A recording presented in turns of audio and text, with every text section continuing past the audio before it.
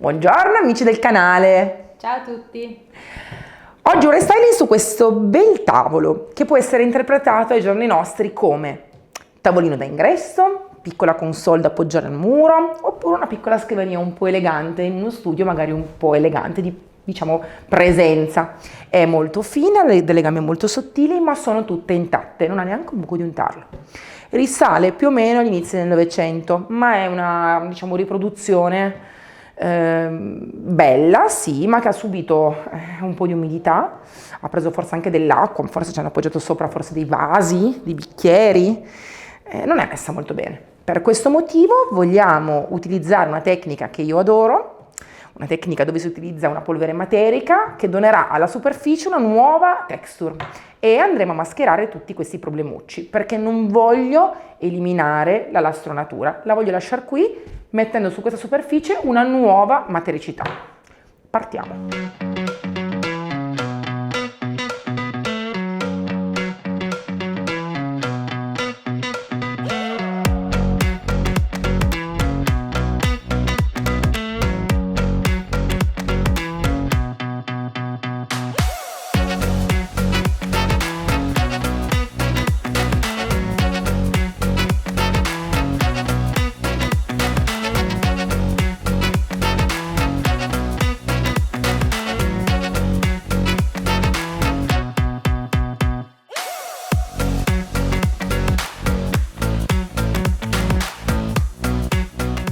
Iniziamo a creare la nostra pozione magica per tingere la base, perché noi partiamo già con una base materica.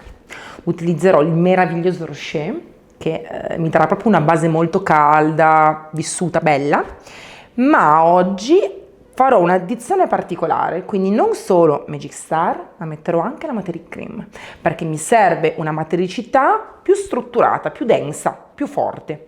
Non voglio in questo caso mettere la Materic Touch perché non voglio che sfrigoli, non voglio che sembri pietra, ma la giusta densità che voglio ottenere la posso ottenere solo se miscelo Magic Star e Materic Cream. Guardate, colore, nella mia amata scodella,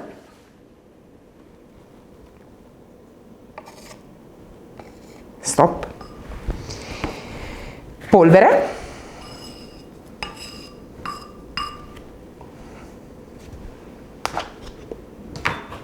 Magic Star, ne metto un bel po', più o meno 3 cucchiai,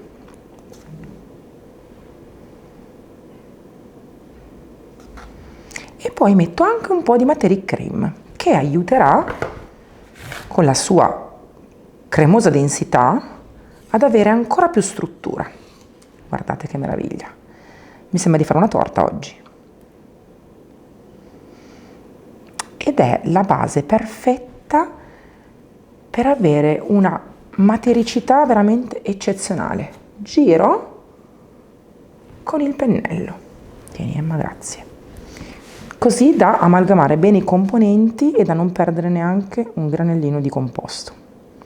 Piano piano, con un po' di calma, facciamo inglobare tutti gli ingredienti, come se stessimo facendo una torta a mano, e prepariamo la nostra base spettacolare. Allora Emma, io mi diletto a recuperare il piano superiore. Ok. Tu invece, con il mio pennello a punta, mi vai a picchiettare le gambine e la parte sottostante. Va bene. Così ci dedichiamo a due parti differenti. E io andrò un pochettino più pesante sulla parte superiore perché è molto più rovinata. Tu invece dovrai andare un pochettino più leggera perché dobbiamo comunque mantenere gli intagli che sono meravigliosi, ok? D'accordo. Quindi si deve vedere la matericità, ma non si devono assolutamente perdere gli intagli. Vedete che ora io sto amalgamando dal basso verso l'alto, in questo modo inglobo bene gli ingredienti. Non ho grumi, vi assicuro che non c'è neanche un grumettino. Il composto però è spettacolare. La struttura è proprio eccezionale di questo composto.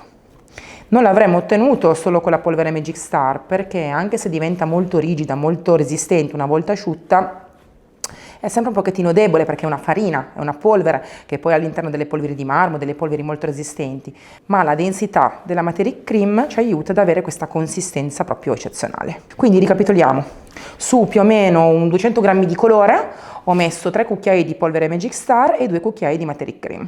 Se andate a cucchiai state tranquilli, riuscite a fare il composto uguale. Allora partiamo? Sì. Io vado su e tu dalle gammine. Ovviamente devo essere brava a tappare i buchi, quindi prima di partire con la mia solita, diciamo, stesura, inizio stuccando con la mia pennellata un po' i buchi. Quando poi ripasserò tra poco saranno già completamente asciutti.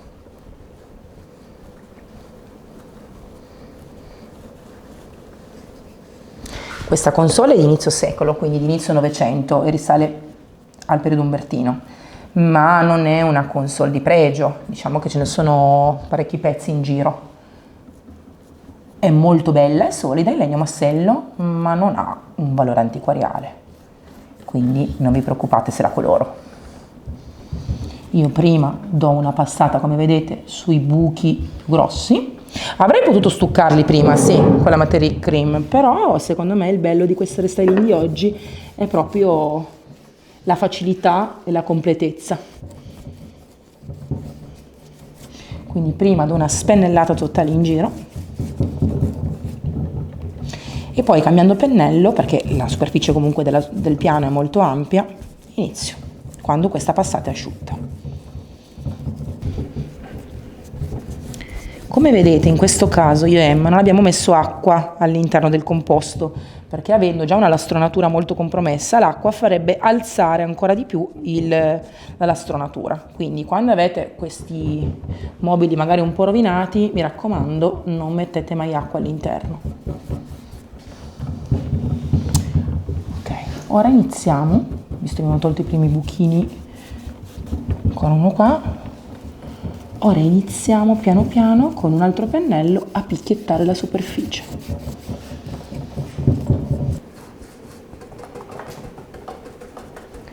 Ovviamente dobbiamo fare attenzione ad andare in tutti i punti, anche quelli più nascosti, perché comunque una bella patina, una base perfetta, omogenea, quindi non si può picchiettare solo in esterno, bisogna andare anche in profondità per creare una patina, una base perfetta per una bella patina. Ora io ho preso un pennello da 50, con le setole perfette ed è proprio bello il risultato.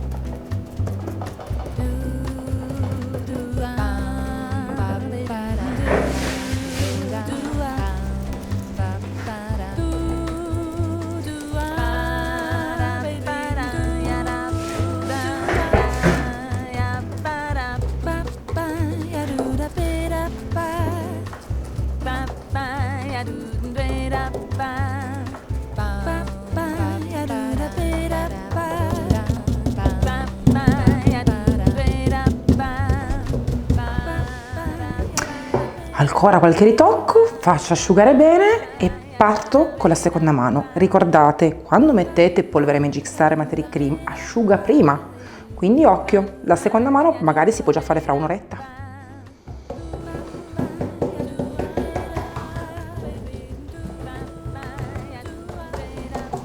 Seconda mano del nostro rocher materico. La stendiamo sempre picchiettando, ma anche lavorando la superficie. Quindi poco prodotto alla volta, si spalma prima cercando di togliere via qualsiasi rimasuglio di superficie e poi si picchietta in questo modo. Quindi si spalma colmando i vuoti e poi si picchietta subito. In questo modo la superficie sarà perfettamente coperta, ma sempre molto materica. E proseguiamo così su tutto, superficie sotto e superficie sopra. Anche le parti più nascoste.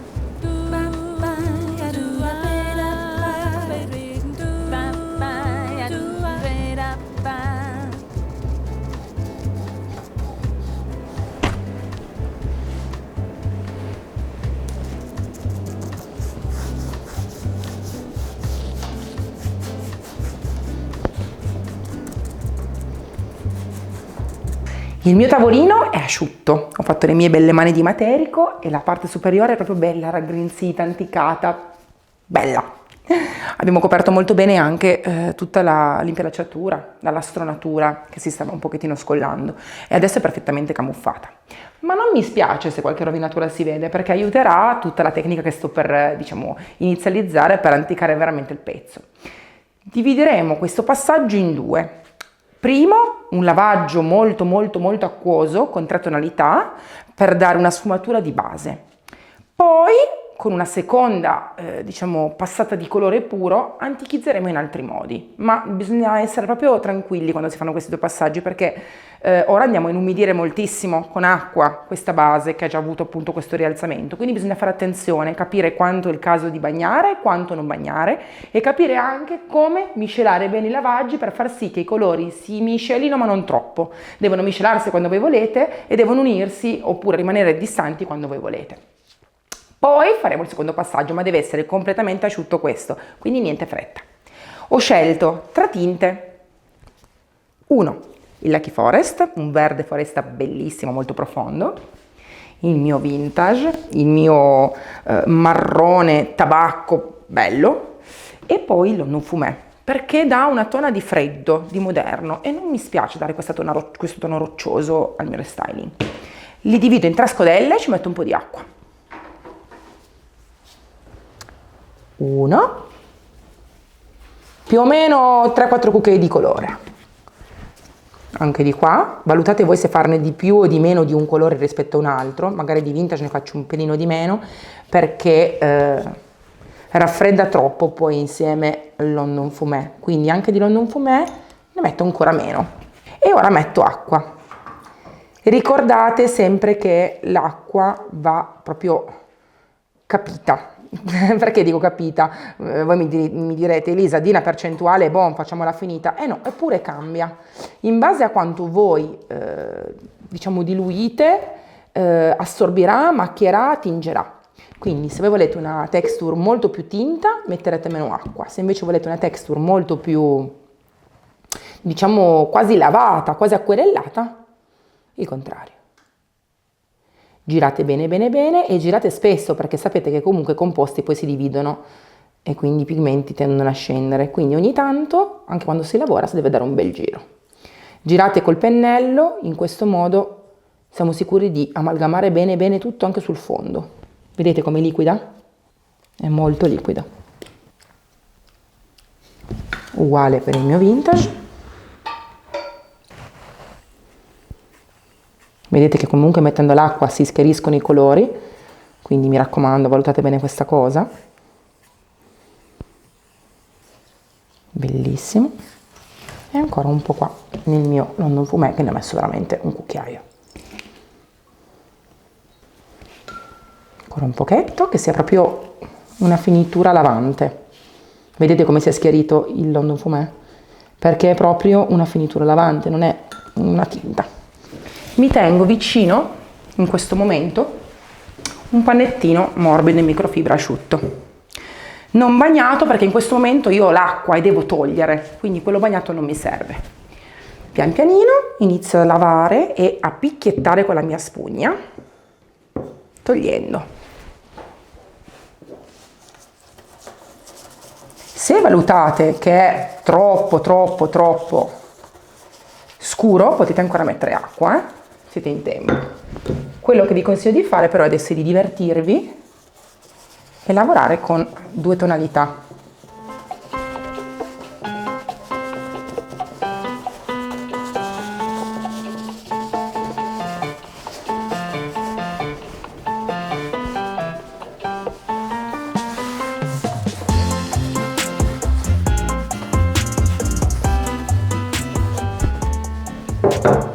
mischiamo, perché a noi serve comunque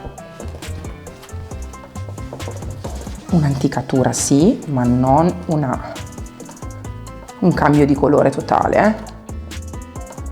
Vedete che il colore adesso si sta spalmando e non dovete avere fretta. Man mano che andate avanti lui asciuga e man mano che asciuga tornate indietro e lo ripetete.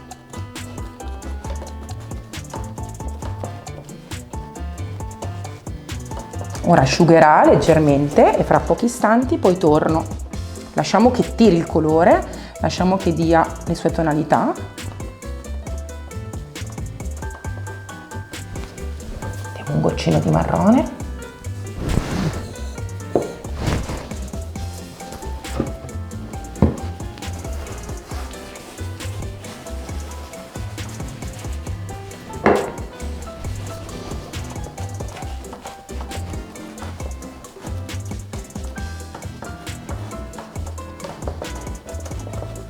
Nel frattempo, per mischiare, di nuovo un po' di grigio.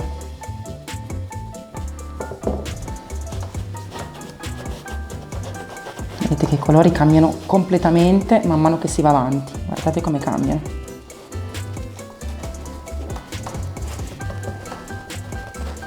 Poi voi ripassate, miscelate ancora e create poi la vostra tela.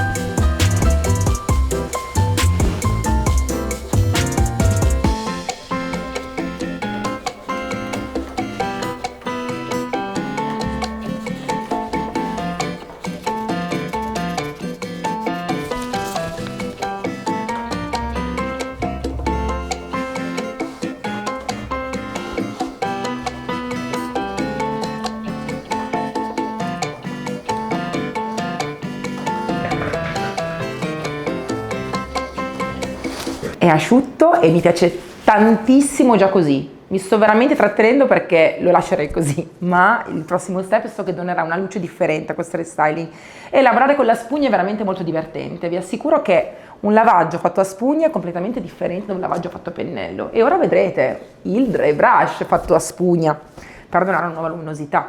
La texture che andiamo a creare è completamente differente da qualsiasi altra tecnica. E sono felicissima di aver lavorato così sulla base, perché tutta la parte materica che ho enfatizzato in questo lato, in questa parte qui e anche in questo lato qui, si vede benissimo e ha aiutato tantissimo il ristagno dei colori e quindi le sfumature sono venute così belle, naturali, morbide, proprio per questo motivo, perché ho quasi acquerellato la superficie sfruttando la base materica che ho creato. In questo punto, per esempio, si vede veramente molto molto bene, sembra quasi una vecchia pietra. Tutto questo è stato reso possibile dalla diluizione dei colori e dalla miscela, ma solo una spugna aiuta a fare ciò. Il pennello purtroppo in questo caso non bastava. Ora prendiamo una spugna diversa, una spugnettina naturale. La troverete in vendita anche sul sito easyrom.com e dai rivenditori Magic Paint, ovviamente, e potete usarla in due metodi, o bagnata o asciutta, vedete voi, provate. Io la utilizzerò bagnata ma molto strizzata, e bagnata solo perché deve essere morbida. In questo caso preferisco utilizzare lo stesso colore di fondo, quindi il Rocher, il colore che ho già messo sotto, perché voglio comunque donare un po' di calore nel dry brush che effettuerò. Non voglio donare una luce troppo fredda e troppo calda a seconda delle luci che abbiamo in casa. Voglio proprio riportare in superficie il colore di fondo. Scodellina, ne ho messo qua un po' puro, mi raccomando non diluito. Tampone appena, scarico, e se serve, che non sono sicura di me, scarico ancora un po' su un cartone e poi inizio a lavorare.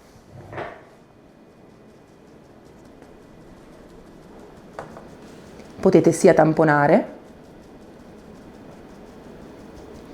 che massaggiare per far andare leggermente più in profondità e creare quasi una sorta di pietra sulla vostra nuova superficie. Ovviamente non si deve andare in profondità, troppo in profondità, perché altrimenti si tolgono via tutti i colori. Possiamo anche girare la spugna, usarla dalla parte pulita e andare leggermente a scaricare, vedete? Per questo motivo è molto bello usare una spugna bagnata e non asciutta, perché vi aiuta un po' anche a calibrare. Andiamo ora sul fiore. Prendo, perché devo comunque picchiettare e lasciare una piccola puntinatura.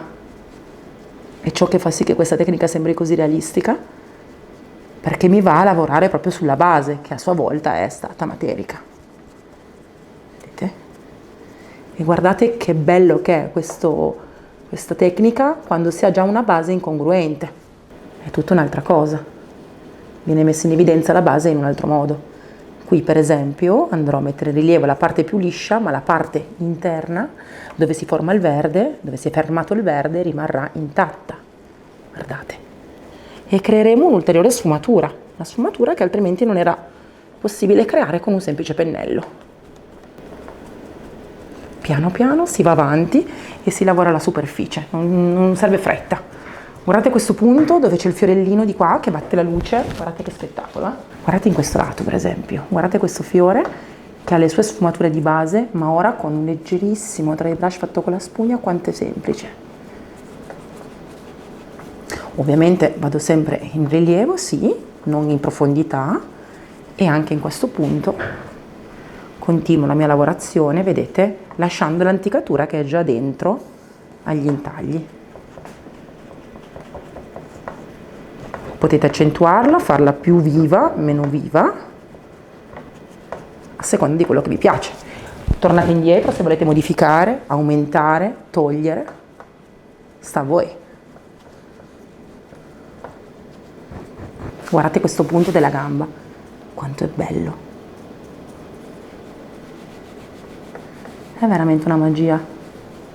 Guardate come prende più profondità questo intaglio grazie a questa lavorazione. E anche la parte tonda.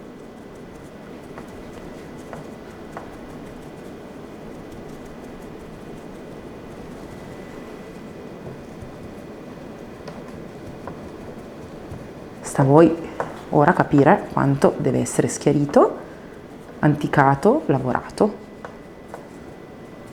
E poi più che altro, man mano che lavorate con la spugnettina, vi dovete allontanare, vi fermate, vi allontanate e da lontano cercate di capire se vi piace, perché da vicino c'è una percezione del colore, da lontano è tutto diverso.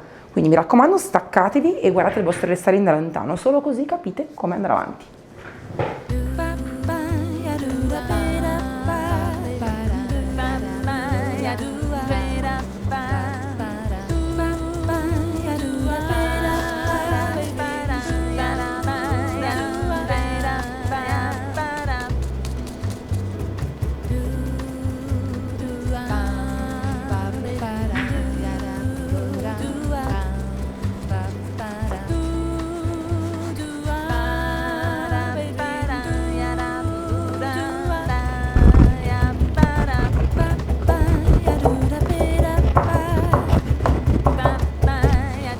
Siamo arrivati agli ultimi 2 passaggi, una bella passata di cera e poi un po' di anticatura. Ma oggi non carteggio, non voglio anticare, non voglio screpolare, non voglio sbeccare nulla, perché per il mio parere, modestissimo, è bella così.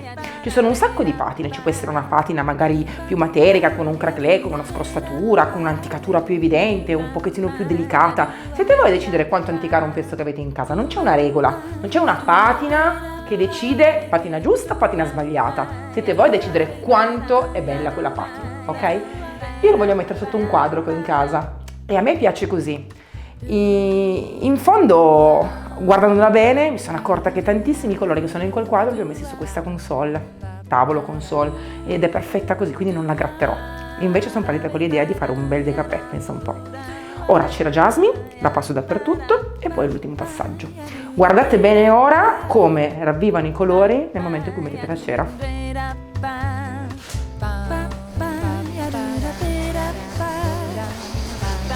Vado in movimenti circolari perché comunque, essendo molto materica, devo far entrare bene la cera nelle bucciature prima di avere l'ultimo passaggio, che è la vera anticatura, quella che va a omogeneizzare tutta la superficie.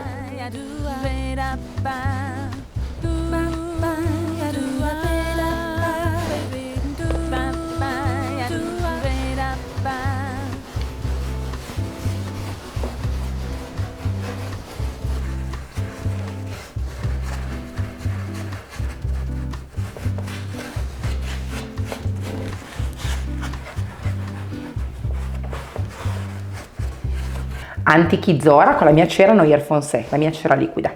È perfetta per questi effetti perché stende un velo di anticatura e non tinge troppo.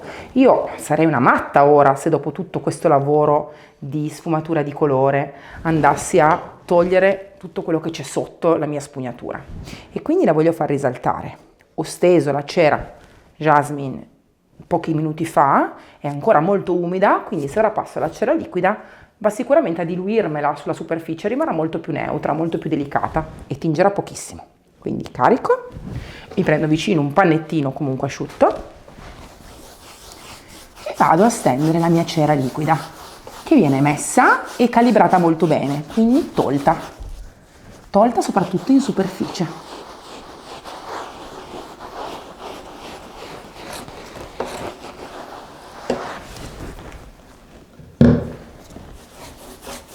Decidete voi quanto lasciare e quanto togliere.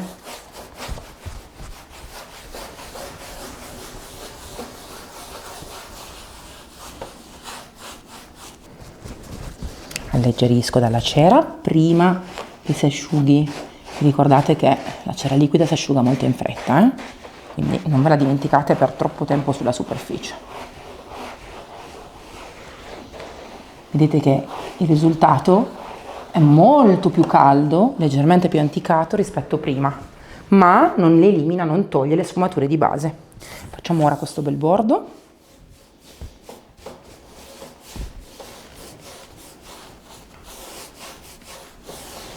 Ancora un po' nella parte sottostante e voilà.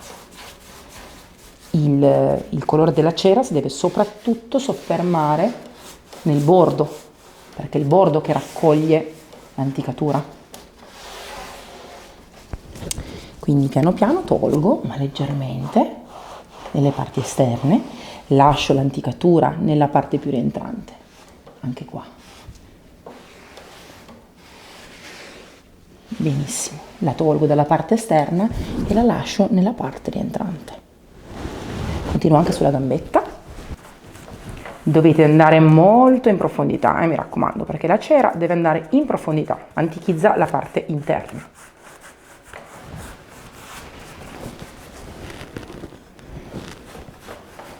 Se volete sporcare, anticare di più, lasciatela di più. Non deve essere un lavoro fatto meccanicamente, deve essere un lavoro che capite man mano che va avanti. Quindi man mano che voi stendete la cera, man mano che togliete, capite quanto vi piace anticare, quanto vi piace sporcare la superficie e capite quanto tempo lasciare la cera in superficie prima di toglierla. Ogni gusto è differente, non c'è un giusto o uno sbagliato, non c'è una patina migliore di un'altra. C'è chi ama una patina leggerissima, appena accennata, c'è chi invece ama qualcosa di molto più forte e lavorato. Non ci sono regole in questo.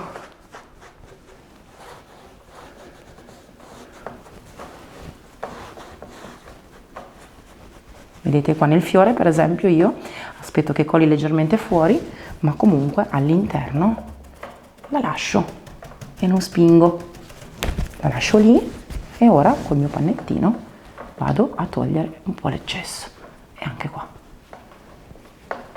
La lascio un pochettino più sporca, più anticata sulla gambina, perché sulle gambine che stanno verso la terra è così. Guardate questo pezzo verde che sfumatura prende ora che mettiamo la cera. Non voglio assolutamente eliminare il colore, anzi, lo voglio far risaltare con la sua tonalità antica.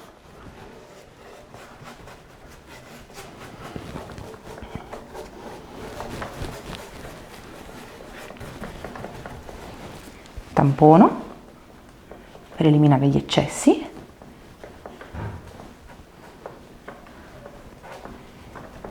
E voilà. In alcuni punti lo lascio di più che in altri. Ora procedo su tutta la superficie in questo modo, ma alla fine vi farò vedere come antichizzo un po' di più in alcuni punti. Ho messo il mio tavolo su questa panchetta con uno straccio vecchio, in questo modo vedo meglio da vicino tutto quello che devo fare, perché questa è un'anticatura di fino proprio. Bisogna andare a sporcare come sporcherebbe il tempo.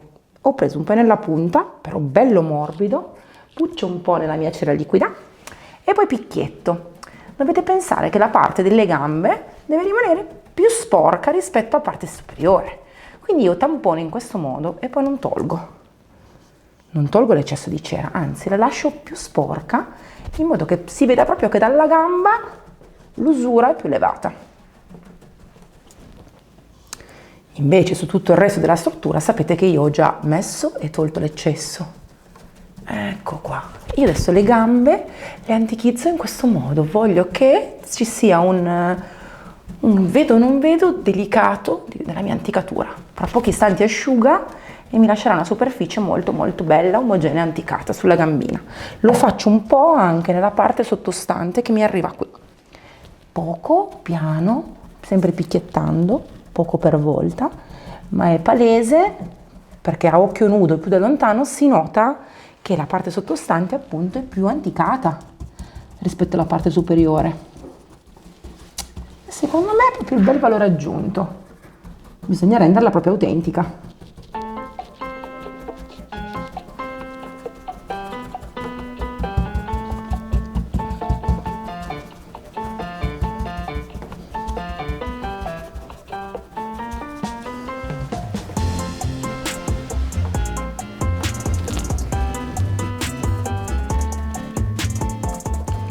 Ecco qua, parte centrale è fatta, ora mi collego all'altra mia gambetta e antichizzo anche lei.